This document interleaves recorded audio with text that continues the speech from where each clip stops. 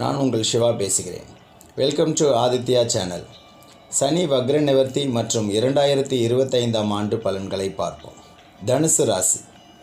நவக்கோள்களிலேயே இயற்கை சுபரும் அறிவுக்கு அதிபதியும் சூரிய மண்டலத்தில் சூரியனுக்கு அடுத்தபடியாக மிகப்பெரிய கோள் எனப்படும் ராசிநாதனான குருவின் ராசியை பெற்று சிறந்து விளங்கும் தனுசு ராசி அன்பர்களே, இந்த ஆங்கில புத்தாண்டு 2025ஆம் ஆண்டு பலன் எவ்விதம் என்பதை காண ஆவலை தூண்டுகிறது.